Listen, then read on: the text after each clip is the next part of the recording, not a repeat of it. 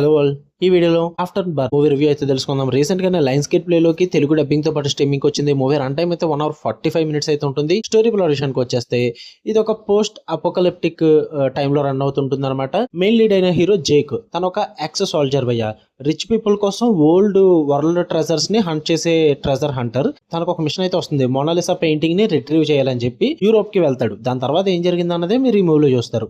ఇక ఫుల్ వీడియోలోకి వెళ్ళిపోయి ముందు వీడియో లైక్ చేయండి అండ్ రివ్యూ కూడా చివరి వరకు చూడండి. అండ్ మీరు కనుక ఛానల్ కి కొత్తగా వచ్చుంటే ఛానల్ ఉన్న కాంటెంట్ ఒకసారి చెక్ చేయండి, నచ్చితే సబ్స్క్రైబ్ చేసుకోండి. ఇక ఈ మూవీ విషయానికి వచ్చేస్తే ఫస్ట్ ఆఫ్ ఆల్ నాకు అంతకేం వర్కౌట్ అవ్వలేదు భయ్య. ఏదో డేవిడ్ బెటిస్టా గారు ఉన్నారు అండ్ శామ్యూల్ ఎల్ జాక్సన్ గారు ఉన్నారు, ఇలా పెద్ద పెద్ద యాక్టర్స్ ఉన్నారని చెప్పేసి ఏదో కొంచెం ఎక్స్పెక్ట్ చేశాను, కానీ నాదే తప్పు, అనవసరంగా ఎక్స్పెక్ట్ చేశాను. నాకైతే ఏం వర్కౌట్ అవ్వలేదు. పాజిటివ్స్ ఏమైనా ఉన్నాయా అంటే బటిస్టా గారిది యాక్షన్ ప్రెజెన్స్ అయితే కొంచెం స్ట్రాంగ్ గా ఉంటుంది. పోస్ట్ అపోకలిప్స్ వరల్డ్ సెటప్ అయితే ఇంట్రెస్టింగ్ గా ఉంటుంది.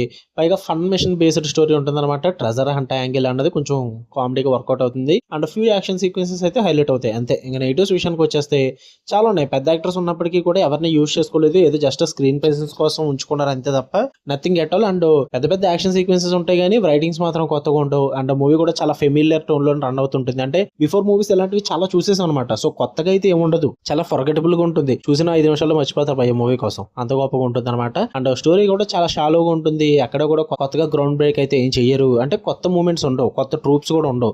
మొత్తం స్టార్టింగ్ నుంచి ఎండింగ్ వరకు మీకు ప్రెడిక్టబుల్ గానే వెళ్ళిపోతుంటుంది మూవీ అన్నది. బిగ్ క్యాస్ట్ అయితే వేస్ట్ అయిపోయారని చెప్పాలి. అండ్ నాయిస్ ఎక్కువ ఉంటుంది. మీనింగ్ఫుల్ గా అయితే ఎక్కడ రైటింగ్స్ వర్కౌట్ అవ్వవు. స్టార్టింగ్ నుంచి ఎండింగ్ వరకు నాకైతే బోరే కొట్టింది మూవీ అన్నది.